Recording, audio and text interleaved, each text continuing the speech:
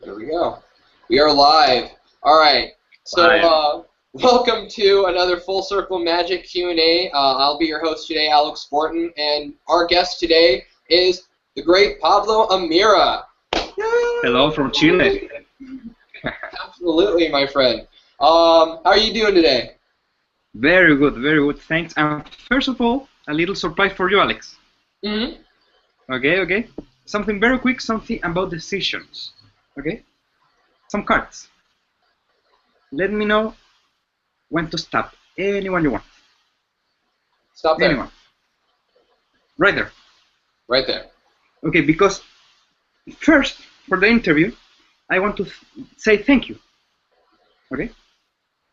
I want to say thank you to all the staff, all the people on Full Circle Mic. Of course, I want to say thank you. And for those who think that obviously all are the same, right? Yeah, they all the same, but they all blank. Congratulations, Alex. That was good, man. That's awesome. A little surprise for you, my friend.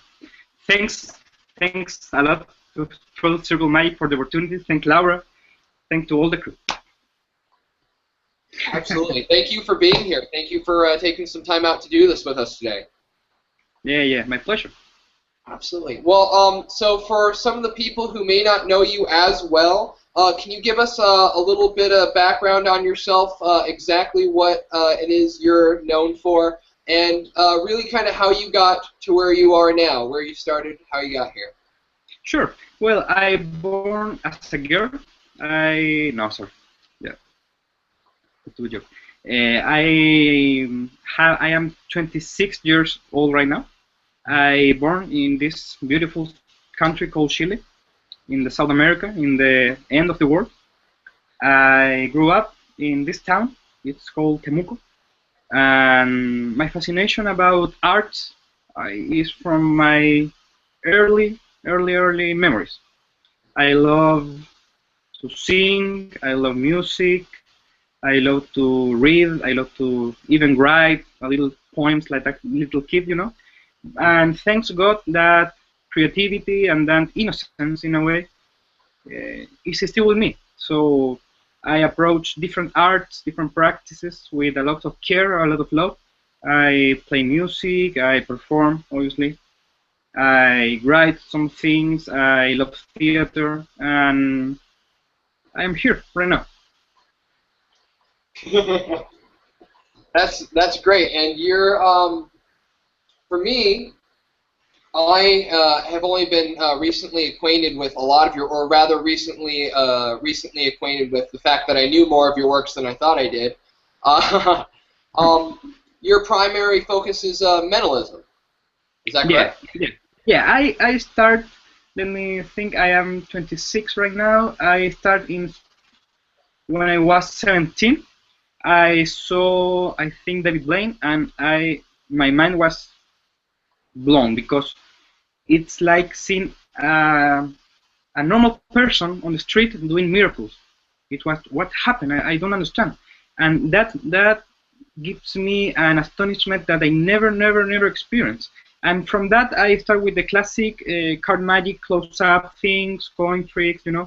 And I realized soon that my path was not in the sleight of hand trickery, rather my thinking and my personality was directly towards the thinking that a mentalist needs. And also because I live in a weird small country in the end of most magic shops are on the capital of Chile. I don't live in the capital, so I didn't have any magic props, I didn't have anything. So when I start to perform casually for some friends, family, they start quickly to near circles to ask me about shows, doing shows in a stage, and stand up, and I didn't have any props. So I realized that some cool things with normal things, with paper, with envelopes, with pens, with cards, not necessarily magic props. And that was a little bit of my approach to mentalism because I didn't have any props, so I need to a little bit improvise, create myself, read a few books that I had, and from that start the journey. So it sounds like your decisions were made more out of necessity than out of your own personal desire. It just kind of fit with what you had going on. Yeah, destiny is weird. Hey, absolutely. You know, I personally don't think, you know, all things necessarily happen for a reason, but when you look back, things make a lot more sense. Yeah, and I thank God that I am here. Absolutely. All right, so let's. I know that I know that the idea of disclaimer will appear, and my first disclaimer is that my English is not the best. So if I invent some words, if I create some strange concept, please forgive me. I'm a Spanish human. Okay, so since you said that, Laura did ask, "What is your disclaimer?" And or Really? if you do you do a disclaimer, and rather if so, what? Yeah. Like what would be your Well, besides the English? yeah. My first disclaimer is that I talk Spanish. Okay. About disclaimers in mentalism, it depends because my feeling is that depends completely on the performer. If you are an artist, that you are create an art, a theatrical performance, you can contact the dead, you can have any premise that you like, because you are an artist, you are creating a lie, you know, you're creating something beautiful. Doesn't matter if that beautiful thing is true or not, doesn't matter. When someone tells you a story, doesn't matter if the story is true or false. The story will create emotions in you, will create thoughts in you. The same thing in a mentalist. If a mentalist is completely artistic with the approach, doesn't matter. I think that doesn't matter.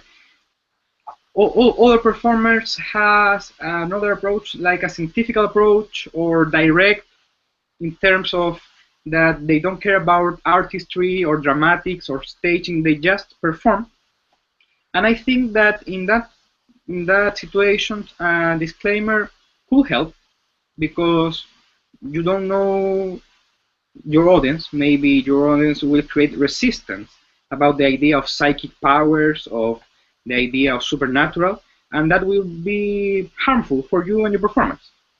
So my short answer is all depends in your own goals. What do you want to achieve? If you want to achieve something that requires a disclaimer, do it. If you don't need a disclaimer, don't do it because we are mystery artists, and a disclaimer can lower the mystery potential of your performance. Personally, I don't use disclaimers. Okay. All right. I see, and I'm the exact opposite. I generally a lot of my basic patter is based around the idea that I'm calling myself a scam artist, and you know, like carny trash stuff like that. You know, I'm just being there. That's my character. I sit there and self-deprecate myself, but you know, it's my own little disclaimer, like, hey, this is this is fake. Let's have a fun time. This is the way we do this. Sure. And it works for me. Sure. Yeah, sure. And you know, David Hoy said that he was a fake, but at the end, everyone in the audience, not everyone, I think, but for the story, a few of the members of the audience asked for a reading. They don't care about what you do, rather, how can you affect in them personally? Because I can bend metal, and this happens to me. I bend metal with my mind, obviously, and one person of the audience say, okay, very good trick. Another person of the audience say, you can do miracles, you can heal bones, you can use those energy to heal people. And each person has an inner world that is not my responsibility to affect them in the way that I want. Art is subjective, it's not direct, so that's my approach. Right. In that, and this is actually a really good follow-up to that.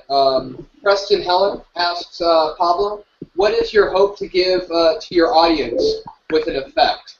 Beyond that moment of wow, like, what are you trying to instill in your audience when you perform?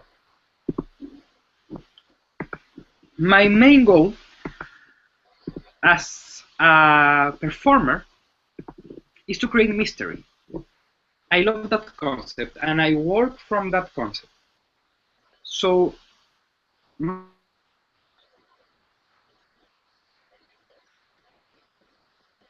Still there? I'm not sure if I. to try to think that I don't have an intention, because I have an intention in performance, right? Right. My intention is to remind everyone of my audience that mystery is around us always, and especially psychic mysteries, mind reading, or knowing something that I could know, or understand that we all can share different types of energies. Maybe not psychic energy or great mysterious thing that can be meta. No, rather energy of positive thinking, energy of love, energy of human development, energy of being a better one for the society and for myself. That all are my intention and my goals in a way. And my hope is that they have a good time. If they want to believe, is their business. If they don't want to believe, is their business. If they approach me with their beliefs, is their responsibility. It's not mine to take off or take on. I'm just an artist, and I know that I am an artist because my message is for them. It's not to prove something about my great ego, because that could happen for magicians, for any performer, any artist. But it's a fight that each artist has in a daily basis about the ego, and try to be humble. But my main hope is that a little reminder, a little seed about the beautiful about life, and can sound a little cliche, but it's my reality. And generally, that's mostly achieved. I mean, because you're a mentalist, that has to be mostly achieved through scripting, things like that. Yeah. Mike Phillips actually asks, you have a lot of great products on the market, and you're always creating more. Can you talk about your creative process and how you're so just able to consistently put out great works? First of all, thanks, Mike. Hi. My creative process. My creative process is creative in itself. I don't have a path of create. Maybe if I can try to model my creative process, I try to approach sometimes an effect, a crude, raw effect. What I want to achieve. I want to read the mind of two persons about, let's say, personal memory. Let's say something like that. How can I do that? And I work with a method. If I need to create a method, maybe I use a principle. We have a lot of tools. But sometimes inspiration is crazy. Pablo Picasso said that work harder because inspiration can arrive you in any moment, and it's true. Sometimes I am driving and I struck with that beautiful idea. Sometimes I am walking, and for me that's very powerful. I walk a lot, and I realized that for myself, walking is a beautiful, creative way to develop a lot of ideas, different things, and something so simple like an theatrical image.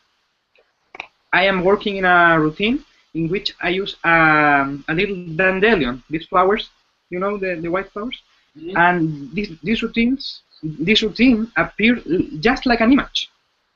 I had the image of my participant in a weird position, a position of myself, and I started to create a narrative around that, and at the end, a mentalism effect. But creativity is crazy. Creativity can be tried to put in words, but creativity is creative for me. So I don't have a direct answer for that, but the most important thing is love what, and any moment of that loving process, you will strike a genius idea. You were kind of cutting out there. Can you say that one more time? And regarding the Regarding, so sorry, you keep on cutting out.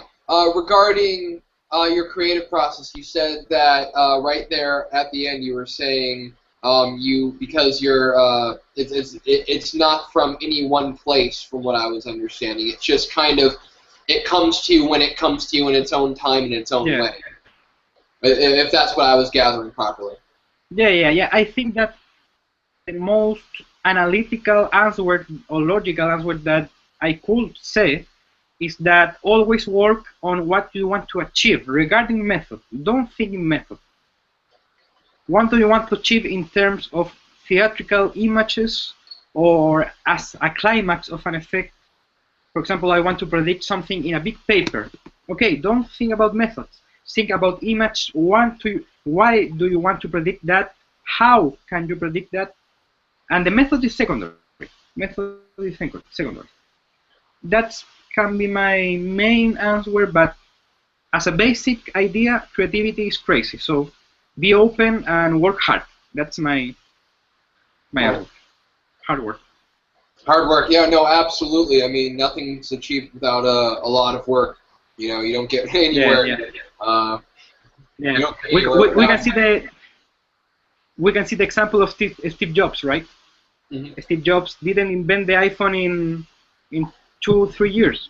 It was a long process of hard work, sometimes a lot of frustration, but keep working.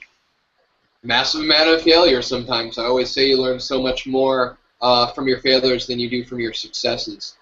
Um, Yeah, exactly. um, Laura asked a good question, Laura Eisling. She asks, how do you feel about mixing mentalism and mental magic? That crossover there. Yeah, sure. You know, I believe in artists. I believe in persons, in humans, not in concepts. Because magic is a concept created for humans. Mentalism is a concept created for humans. Mental magic is a concept for us, you know.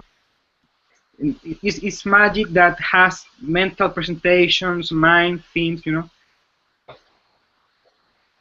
If that fits your character, do it. I know that David Berglas does magic, mentalism, escapology, everything, because he is presenting himself, not the practice that he do. For me personally, I prefer to go to mentalism, and if I want to conceptualize what I do, a lot of energy work in terms of pendulum, in terms of suggestions, in terms of mind-to-mind communication, a lot of deeper connection with other person, you know, and it's for me. I always try to be authentic with my work, you know, because I have the most beautiful opportunity to be myself in stage or in performance. I don't need to be other one. So I can mix magic and mentalism and dance and music and whatever. I play the guitar. I have my guitar right here, and sometimes even if I can, I use it in performance. I have ukulele también. I have a lot of things different, and if it fits me, works. You know, some days ago I saw a beautiful performance from a magician called Rob Zabrecki, something like that. It's incredible. His theatrical performance is marvelous, and he's a magician, maybe. He's an actor, yeah, sure. But what he does in stage is his work is raw. He's not a magician. It's raw. What Darren Brown does in his shows is Darren Brown's. It's not mentalism. It's not psychological illusionism. No, it's Darren Brown. Darren Brown maybe can do a simple magic trick and do it brilliantly because he's there, you know, or anyone, Max Maven, Kenton, Bob Cassidy, Alex, anyone. Absolutely. I mean, we tend to think of ourselves as separate from actors, but I mean, we're just actors that are producing our own special effects. I mean, really. Yeah.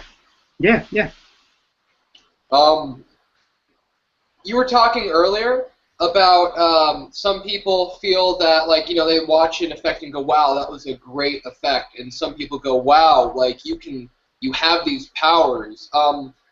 We were wondering, Bartholomew Simpson was actually asking, how do you deal with people who actually feel that these powers you have are real and serious things? Like, do you just let them believe what's going on, or do you even approach it at all?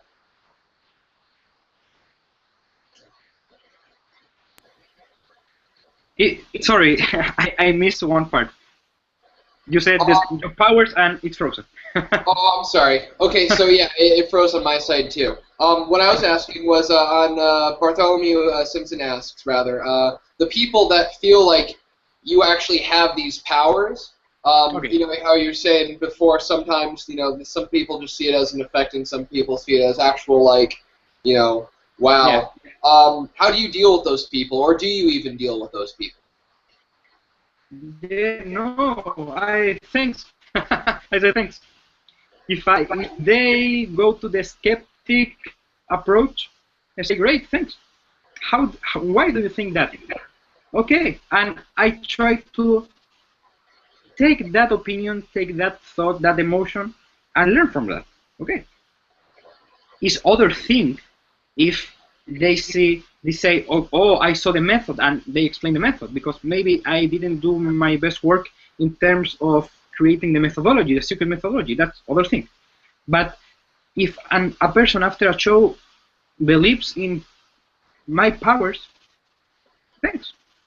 I don't have any problems with that. Mentalism is psychic entertainment. I am no one to lower the power of their experience. You know?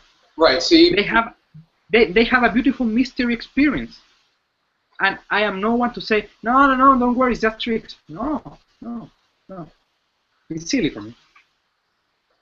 Absolutely. And that's my perspective. And to some extent, you know, because of your general style, anyway, I feel that it's more appropriate to just let them feel their feelings. 'Cause like you said, like, you consider yourself an artist. Me personally, I don't really consider myself much of an artist, as much of a crafter. That's what I've been my entire life, and that's somewhat how I treat what I do. You know, I work really hard. I make it look good. You know, I put time into it, and that's how it works through in my head. So there's that separation there of, you know, feeling and thought. Sure. And I think that's where you get the difference, because there's a lot of people who are in my camp of more of the crafters who go, well, you know, you're letting people believe in spirits and vampires and all sorts of stuff, and like, people have to be able to be reasonable enough to do research and, you know things about the world. Nobody knows everything about the world, so you just kind of have to take what you're given at any given point. So I absolutely get that. Yeah. Any intelligent person can experience and enjoy your performance in a beautiful way, and that's in a direct way to say to the person, don't be stupid. Enjoy. Yeah, enjoy the performance. Yeah. Hey, so you produce this great effect in people, this wow moment, and you're inspiring. I'm sure to so many of them, your spectators, as well as us who are out here reading your materials. Who were your mentors? My mentor is Kenton Nepper. Yeah. My main teacher, the person that inspires me from the beginning with his beautiful wonder words. He teach me a lot about the intention. Oh, you froze up again. What's my intention as performer? You froze up again. You said he taught you a lot about the pendulum, I'm assuming? Sorry? You said he taught you a lot about the pendulum? You froze up. No. Well, a little bit of pendulum, yeah, of course, but at the beginning of my development as performer, I start to learn with wonder words. Okay. Do you know that one? Yes. Yes. Yeah, yeah, yeah. And at the surface, wonder words is about words. But with deeper study, we can learn that it's more about intention. What is my intention as performer to communicate? And that for me is an incredible teaching from there. So my main mentor is Kenton Weber. I also learned a lot from the greatest that are alive: Bob Cassidy, Max Maven, Richard Osterlin, all the big alive mentalists, on also the not alive ones. So they are my main inspirations. Um, the other part of that question was, what was the best advice that they've ever given you, or rather, maybe even what's the best advice you've ever been given by anybody? Well, because Kenton is my direct mentor, as I told you, I have several different indirect teachers from books, from DVDs, from personal conversations. Kenton does not give advice directly, but he gives you the opportunity to think and to explore personally. And for me, the most important lesson is about being authentic. It's hard. It's very hard, especially in terms of age, because in our age, I am still young. I'm not adult, but I'm 26, and personality starts to craft, it starts to develop, and it's very hard to know who I am and present it to an audience, because first of all, I don't know who I am. I start at 18, so at that age, I didn't know who I am. So it was a great way also to know myself, and it's hard. It's hard, but art, having silence, having meditation, praying, a lot of different practice that can give you special moments to know who I am and what can I share with them, what I can perform with authenticity. So I think that is the main learning that I had, being All right. authentic. Well, and that's great advice. How long do we have you, Pablo? How much time? Yes. I don't have a limit, so let's do the longest Q&A. Keep on going. All right. Well, I figured we're about 30 minutes in. Did you want to run your contest real quick? Sure. I will do something very fun for the viewers. I will use this full magic thing that I did with the circle thing. I place it on my wall. I will write a number, a 3-digit number. Okay? So I will do it in this fashion, so no special technique. I will write it in here. It's there. 3 numbers.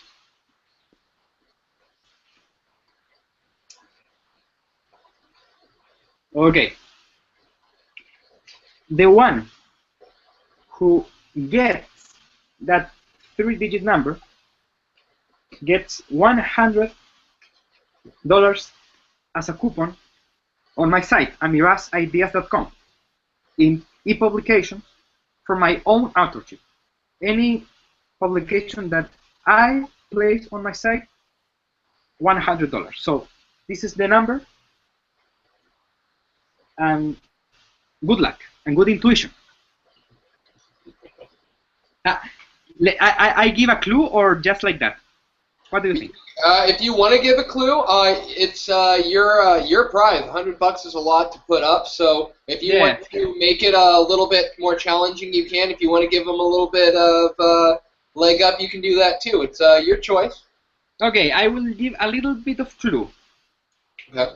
The first 2 digits are even. The third one is odd. That's the only clue. Okay, so I have it. Yeah, below my hand. So I will place it here, and 1 lucky winner, one intuitive winner, will get a lot of ebooks and videos or whatever. Or Skype sessions, I don't All right. know. Let's see. Oh, I'm starting to get numbers posted right now. We were supposed to have them post them over up to my my email because you're not supposed to. That's fine. It's all right. No psychic allowed, please. No psychic allowed. Actually, don't send them up onto the page. You need to send them to contests@fullcirclemagic.com. Is that correct? Let me make sure that that one's correct. I'm pretty sure it is. We just got a new one. I found out that contests like this, if you just message them on, it's competitions, excuse me. It's competitions@fullcirclemagic.com. So message me your answer to there, and we'll get a winner by the very end of the show.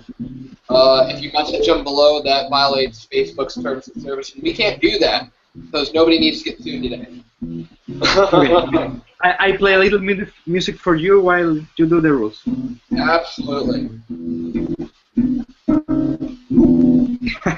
Okay, let's continue. It's nice to see somebody so multi-talented as well.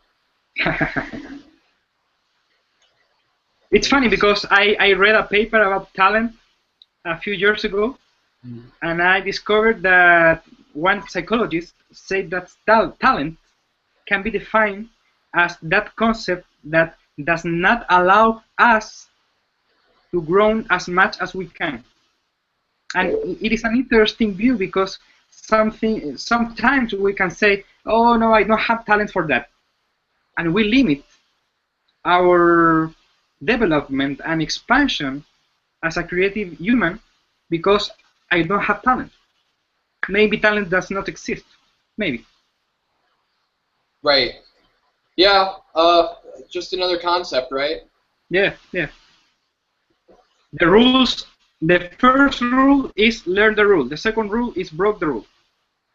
Well, that was always my thing was if you know the rules, you can bend them, you can break them, but you need to know them first. Exactly. You can't break what you don't know, right? Exactly. Alright. So, it just occurred to me that I don't actually have the password to that email yet. I just got the email emailed to me earlier. So we'll have to announce the winner after the Q&A. So sorry we can't announce it on air, but all right. So you want to jump in? I will post. Or would you like to do a performance? What was that? I will post a photo of the secret number at the end of the interview. Maybe that will work. We have to be able to get guesses in. Well, see if they're emailing. What was it? It was like contests at what was it? It was competitions. It's competitions@fullcirclemagic.com. As long as they get theirs in before the end of the show, then you can post that. That would be fine. So you have to get your guesses in before the end of the show, and your emails are time-stamped, so that'll be just fine. Okay. So if you would like to do that, that would work great. Okay. Let's continue. All right. So would you like? Yeah, I love it when a plan comes together. That would be Bartholomew. Yeah, this one wasn't. Yeah, but anywho, would you like to go back into questions, or would you like to do a little performance of something? I know you said you had a. What was that? Tell me. Questions? Yeah, question. Let's do questions. Okay. Let me see here. We will go with. All right. So, Mike Phillips again, because Mike has long questions and they're really in depth, so you two must talk. Some of us have personal friends that we meet up with on a regular basis that we think are geniuses in this art form, but are not known to the mentalism community because they don't produce. They're not producers, just performers. Are there any personal friends of yours that you could say are pure geniuses in this art that you could and maybe talk a bit about who they are? I think he might be like, hey, I'm Sure. You know, because I don't limit myself just in mentalism, I like to explore a lot of different concepts and arts and crafts.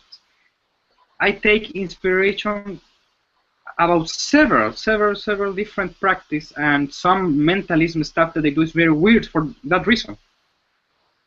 And I know several people that are really genius, that can create such an impact that with a mentalist performance is, I think, almost impossible. With something so simple, just with talking, just with an open mind, an open heart, a sincere attitude with conversation, I know a lot of different guys that are geniuses in their own craft. Maybe they are not genius in everything, but you know, that's a part to be a genius. For example, Salvador Dali, the great painter. If I have a degree in psychology, and if I did for him a psychological test, maybe he was crazy as a squirrel, you know, very crazy, like a tiny dog. But Right. he's a genius.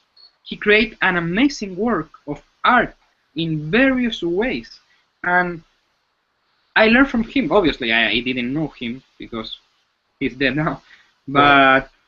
but approaching the question from Mike, because I live in such a weird country, and I have a few. I have one magic friend here in my city, with which we do a two-person show, Magic and Mentalist. He's a magician, and I love his work. I learn a lot from him. And but regarding my question, I don't know. Well, a few of them through email, you know. For example, Neil Scryer, he lives in New York. He's a genius. He's a genius. There's a lot of controversy about his work and the prices of their books, nonsense things. But he works is genius, and he deserves a lot more attention because he teaches very important things for me about mentalism. Also, again, Kenton Never. He's known, but I don't think he has the attention that he deserves because he creates miracles. He creates very different concepts that any performer can learn something. So I think that genius are everywhere. You just need to open your eyes and learn from them. A tree can be a genius for you. I can share an insight for you. Anything. Right. So nowadays, you're creating so much.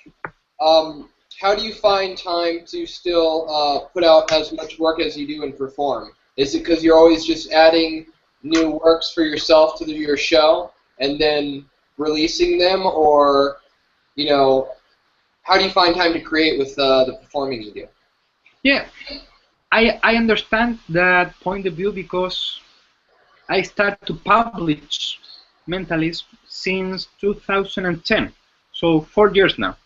But I had ideas that are in my notepads long time ago. So I have those ideas written, and I use them constantly. So looks like that I am constantly creating. It's something like that. I am constantly creating because I believe in myself as a creative person. So that again, I think every day and all the day about what I do, what I care. And some things start to get mixed. So I start with a melodic idea in the guitar. I took that idea to a piano, and I realized that that feeling could be creating in mentalism with something, you know. And I can imagine a theatrical image on a stage, and I took that idea and I converted into effect, you know. So it's not that I am thinking in mentalism all day long. It's that I am thinking about what what interests me, and I translate that in mentalism sometimes. I sometimes translate that idea to music or depends. But I consider myself creative, and I create. Um, Depends on the mood, depends on my responsibilities, but it's fun. I love the creative process, so I enjoy that. Not just the goal, but also the path that I take. It's very fun when I create something very different and nice. Absolutely. And actually, a really, really good question Mike has is what piece of mentalism that you've created specifically for mentalists are you most proud of? Most proud of. Hard question. There's just so many of them. No, it's not about quantity. It's about Well, that. quality's there too. I understand that. Believe me. Yeah, and also it's about the care that I have for each idea that I have. Each idea that I have is encapsulated by a moment. It's encapsulated in a experience of my life. I remember when I create my routine called Two Thoughts. It's a prediction mind reading routine. I remember when I create my test condition prediction. It's a way to predict events on stage. I remember when I create my pendulum effect in which the haunted key moves, you know? So for me are special things. Maybe in commercial aspects, the most proud of could be the two releases that I have commercially available that are a blank deck effect called Naked with Elmwood Magic and Poker Face with a Magic Box. In terms of commercial, proud, maybe, because those products allows me to be in the repertoires of a lot of different performers around the world in a different manner, not just with my independent side, you know, and that's in a way. But again, I have a lot of care for each creation that I have, so it's like a child. I can't say to one child that I love more to another because they fight. Yeah, I can understand that. Absolutely. So speaking of your children, what do you have anything that you're going to be debuting anytime soon that you want to let us in on? Kind of a sneak peek. Anything I you want have, to? Hmm? yeah, I have some projects. I have new releases with big companies. One cool car effect, I can say that, and a great with other company, a great tool for mind reading, great tool. But I just can't say that. And independently on my side, I have a few projects in which I am working on that I hope that they can teach a few new ideas to performers around the world. I love to do that. It's amazing what internet can do. So, especially for me, that again I live in a small, long country, and I feel something that I am very distant from the community. So, internet for me is a beautiful tool. I absolutely agree. I have one buddy in town like you that I know does magic, and it was only recently that I even knew that there was another person. Then he does fire stuff, and that's kind of a little different. So like it's a weird feeling not having like we just got a magic shop. We just got a magic shop out here. And that was a big deal. So like you're just so far away from everything that you just you almost have to innovate just to survive. Exactly. And take those chances in life as opportunities is the difference between someone that doesn't have the passion to work and someone who just want to learn some tricks, and with the first difficulty, the first problem, they threw the card, they threw the Corinda 13 steps, and they go everywhere. So it's a good thing for a few reasons. Absolutely. Um, so performance-wise, you said you're. I mean, you're obviously in Chile right now. Where all or how often have you been performing? I know you said. I mean, you've been creating. You don't have to spend all this time actually creating as much because your creations haven't quite even caught up with you.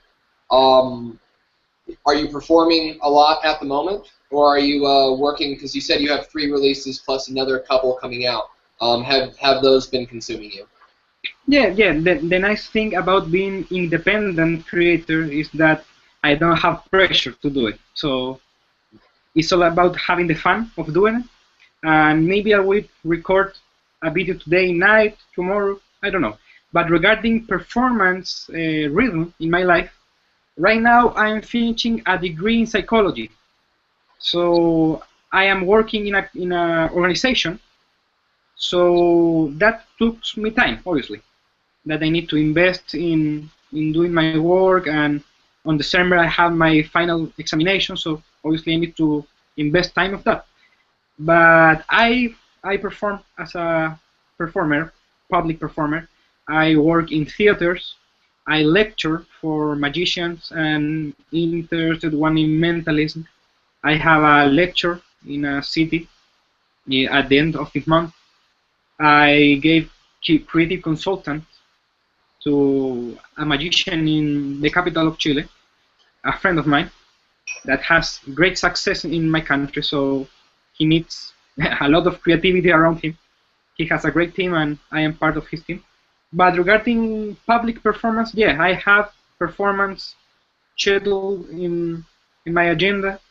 I work in private parties. I work in weddings. I work in cocktails. Last Friday I had a cocktail, a very good one, a lot of fun, a lot of mystery moments. And at one time, one girl freaks out when I read his mind, and I showed her the drawings that I did. She ran away, and it was a lot of fun. I had a performance this Saturday. I am not a full professional performer because, as I say, I'm doing my degree in psychology. But the future is an unknown. So maybe in the future I will do full-time work as a performer. And for me, the most important thing is to enjoy. So I am enjoying the present of my life. I will try to enjoy the future as well. That's great. And especially going through and getting your degree in psychology. Obviously, that your choice to go into psychology was made after you started into magic and mentalism. Was that correct? It's correct. So, was that a direct correlation? You started getting into mentalism, and then you went, okay, I need to get a degree in psychology? No, not that I need. Rather, I am very interested in the human psyche, And it's a fun thing to know, but psychology means the study of the soul in Greek, not the study of the mind. So that can affect our way to look mentalism as well. It's not much of the mind, but also the heart and the soul. So that's fun. Absolutely. It's the it's the connection with the audience. If you can't connect with the audience on like a real level, then they'll understand that. They'll feel that during the performance. That's where you get audience that go, oh, well, that was alright. That they didn't connect with the performer. Exactly. It's not about the style. Maybe you can do magic and reach that level, because I saw sometimes that magicians approach mentalists because they want to affect deeper to their audiences. It's not about that. A magician can be even more powerful than a mentalist. All depends in how you do it, not what you do it, how you do it. Absolutely. I got a question from Preston Heller. He says, Pablo, Hi, can you demonstrate this new mentalism tool that you'll be releasing on me without giving away the method? Can you try it out? No, no, right now, sorry, no. I only have the prototype because we are working with the company. Maybe we will do some changes, so I don't know. I can't do it. Sorry, Preston. Okay, well. Do you have any effect ready that you could go through and demonstrate that you might want to do? Sure, right now for you? Sure, yeah, absolutely. This would be a good time to take a break for a second from all the Q&A. Yeah, sure. It will be fun. You know, I will use the cards that I use for the first surprise for you Mm-hmm. to do something very, very interesting. Do you think that I can read your mind through the camera? As a spectator? Yeah. Yeah, to some extent, a little bit. I wouldn't say full-on mind read, but yeah, to some extent, sure. I could give you that. Sure. We will use two of these cards, Mm-hmm. and because my shirt does not have a pocket, I will use an improvised pocket. Okay, I will place it the card. No, sorry, that's That's false. Let me think. I will place it in my sleeve. Okay. that's fine. So mentalists use their sleeve, but for different reasons. Let me think. Let me think. Let me be relaxed for a moment. And I will ask you to relax as well. Okay, so we can start to synchronize. Excellent. Be in your own rhythm. Excellent. And I will try to catch your conscious action. So just relax and imagine that you are in front of the door of your house. Okay, imagine that. Okay, you open the door. Okay, you can see the deep. Okay, I can see a little bit of light. Enter to your house, and in your imagination, just like a remote viewer, start to look around. Okay, start to look around. Okay. You are doing a great job. And go to one of your rooms.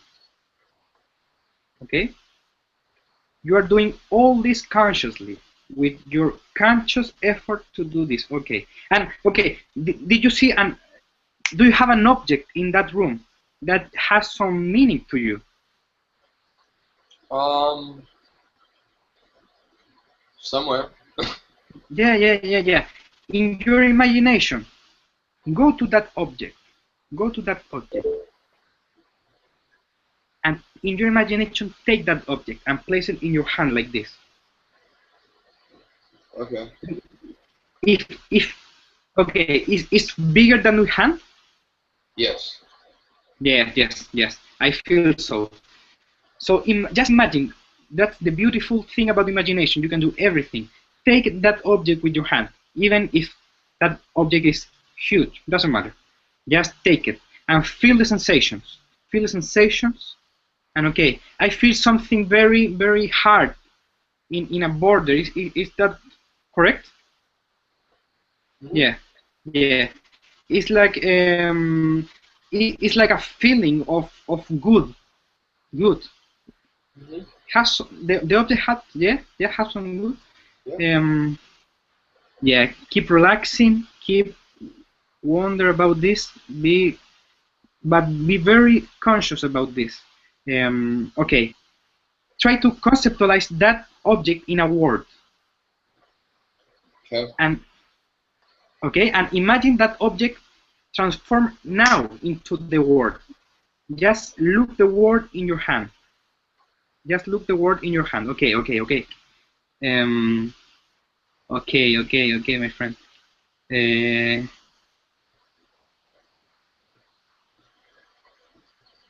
Okay, my friend. I think that I have something. Okay. I will place it right here, and I will take the other blank one. Relax. Okay. How that feels? Strange. Sure. Yeah. How we can connect, right? Mm-hmm. for everyone, what was the word? Tell me. What was the word that you? Horn. Horn. Horn. like a instrument. Like an instrument. Yes. Yeah. Interesting. Now I will try to do something different, but with your unconscious. Okay. So let me write unconscious. And I will do something different. I read your mind, first of all. I will try to read your mind without you even think about something. Okay?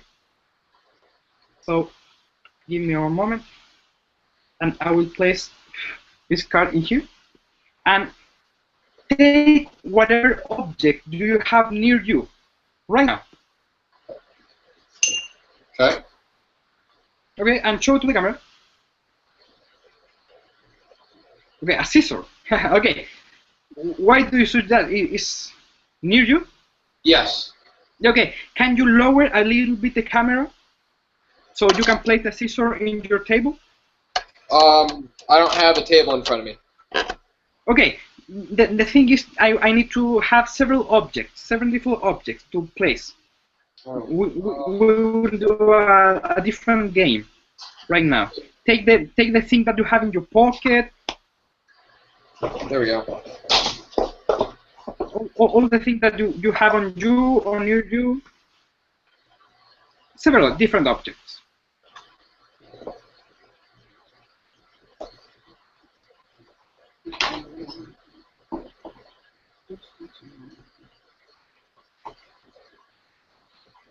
More? Let me see what do you have. Let's see. Tell me what do you have. We got a playing card, ring, a pen, scissors. This is a transmitter for the car, for a radio, a pack of cigarettes. Yeah, more objects. More objects, okay. So there's that. That's a key to handcuffs. Let's go crazy. There's my cell phone there. Ooh, glue stick. There we go. All sorts of random stuff now. Okay, it's fine. It's fine there. Okay. Okay. Now, because I am trying to connect you in a psychic way from long distance, Okay. I think that I need to switch a little bit my prediction. Do you allow me to do that? Sure. Yeah. Okay. Thank for your for your consideration, because it's not about changing, rather adding something. Okay. Okay. So, my friend, I will leave it there. You have a free hand, right? Or two free hands? I need you both free hands. Both free hands. Yeah. And does this still need to be up? Yeah. Or not. Doesn't matter. Doesn't matter. Okay, I'm gonna put this down then. Okay, so that's down. Okay, my friend. So, rub your hands. Take a little bit of your psychic energy, and we will try to do a elimination game. Okay? So grab one object with your right hand. Grab one object. Okay. Yeah. And with your other hand, obviously, another one. Quickly. Are you sure? Yeah. Okay. Place those aside. First step of elimination. Okay. Now we will do something different. How many objects do you have on the table? 1, 2, 3, 4, 5, 6, 7, 8. Eight. Great. Take a group of 4 objects in your both hands. We will do something different now. 4 objects. Okay, 4 objects. Are you sure you want to change someone? Yeah, I'll change one. Okay. Change whatever you want. It's your decision, it's your choice. There you go. Are you sure? Yep. Excellent, my friend. Now imagine that you are handing me two of them. Which one do you hand me?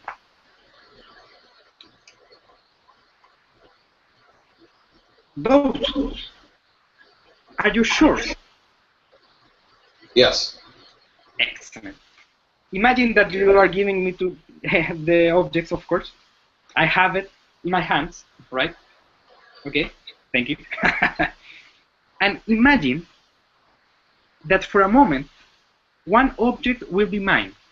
For a moment, just for the game, okay? One object will be mine. Obviously, the other one will be yours. Tell me, which one of the objects is mine right now? Fax notes. Are you sure?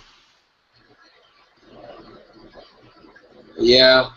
Do you want to change your mind? I feel that you have a little bit... Do you want to change your mind? Yeah. Nah, I'll give you the cigarettes. Are you sure, man? Okay, fine. I'll give you the ring. No. It's your decision. It's your decision. Right, I want to just see if you are a man of your word. Let me know. Yeah, no, I want to give you the cigarettes. I want to give you the cigarettes. Okay, man. Thank you very much. So I take it. So you can leave that. As you can see, not one in what was the objects? How many objects we have? 12, 11, 12, something like that. A lot. Yeah, but you know, could be like 100, 200 objects. You could take anything, right? Not just 11, 12. And right. At the last decision, you gave me the cigarettes, right? Right. And do you remember that at the beginning of this game, before you take something, I wrote something, right? And I placed it on my sleeve. That was your unconscious decision. And do you know why I need to change a little bit something? I add a little bit of words, because at the first time, in my mind, I saw an object with a lot of things. And I thought that it was your wallet. Do you have your wallet near you? I do. You do, but you didn't choose it. I did. For a reason? I thought about it for a second, but it didn't fit on the table. Okay. Because at the first time, I thought that you had a wallet.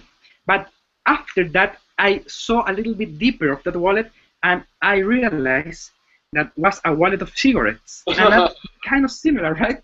But this is not the amazing part, my friend. This is not the amazing part. Do you know why? Because did you remember that I read your mind? And did you watch your house? And did you watch the door? And you watch a horn? Well, as you can see, my English is not as perfect, but my reading is much better. I got hornet. Something similar, right? Well, it's a French horn, so that would actually be pretty darn close. And yeah. That's why mind reading can be a little bit difficult through a Q&A, but can be done. That was really good. Wow, that was spot on. Congratulations, man. Oh, congratulations, dude. That was great. I need to find my phone now because that's where I was reading the questions from. That was awesome. Thank you. Alrighty. So that was fun. We'll have to talk later. It's all in the sleep. Yeah, not up the sleeve. See, I do the same thing. So that's I never thought about putting cards up in there like that. That's that's a good idea. I like that. This is a new secret device that writes things. No, in the sleep. It's a whole new type of holdout. All right. So you want to get back into some more questions before we call it a day? Sure. And this was something I was wondering earlier. Tour dates. Do you have a tour going on? You said you were going to do some lectures and that you do lectures. I don't know if you have a tour schedule that's going on right now. Yeah, in my country, is the dynamics of giving lectures to performance is a little different, because my country is not that big, and it's very difficult to move through the country because it's very long. Chile is one of the longest countries in the world. It's not like a normal thing to do touring lectures. So, for example, last year or 2 years ago, I don't remember, I went to Argentina and I did a lecture on there, but just one event. I had never done a lecture tour because those type of dynamic, as I told you, does not work in here. Maybe we need to take that way to work as I give lectures, but the lecture that I have at the end of the month is just one event, a lecture, and after that a performance, a show. So no, I don't have. Maybe if I have future lectures in United States or in Europe, that can work, but at the moment, no. Right. And that's what I was wondering. Anything that's coming across my neck of the woods, I'm over in Arizona. So, like, anytime I can try to weasel somebody passing through, like, Vegas or something to come down for a day, I try to. But, you do do lectures here in the States here and there, correct? No, I had never done one. Never? No. That's quite unfortunate. You should at some point, though. We'd love to see you here, man. I would love to go. We can arrange that. Sure. Let's see here. What's your next effect to be marketed? We already answered that. How about now? Here in the States, we have lots of like magicians. We have like Copperfield, and we have Blaine and Angel, like magicians. But over in the UK, they just have like there are like 2 square miles of like 8 billion mentalists. It's just so massive over there with Darren Brown and all. I mean, everybody out there is so amazing. I mean, Peter, you got Ben, you got all sorts of guys out there. So, would you consider going and lecturing out in the UK? Sure. If they invite me, I'm open to know every part of the world, enjoy, and have a good time sharing my thoughts, learning from others. I'm open. I'm always open. I'm pretty sure Mike's offering right there. So, so you talk to him, and I'm sure they would love you just as much as we would. Sure, I would love it. That'd be great, man. Beyond that, I think that gets us to a pretty good spot to start wrapping things up. We're at about an hour and 10 minutes, and you've been an absolute joy. So I want to thank you one more time for coming out and answering so many of our inane questions. I'd like to think, like you said earlier, I'd like to thank Laura for setting all this up. She did a great job at getting everything scheduled and getting the Q&A threads put together and all the bios. So thank you, Laura. Yeah, thank you, Laura. And let's see if I can't find them. We have a heck of a lot of Q&As coming up. October 16th, we have Oliver Dobbs.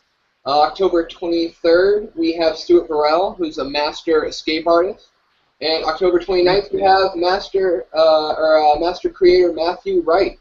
So we have a heck of a lot of Q&As coming up. And thank you again. Congratulations. Thank you again, Pablo. Nice It's been so much fun. And thank you, everybody, for showing up. This has been another Full Circle Magic Q&A. And you guys have a great day. Thanks, Alex.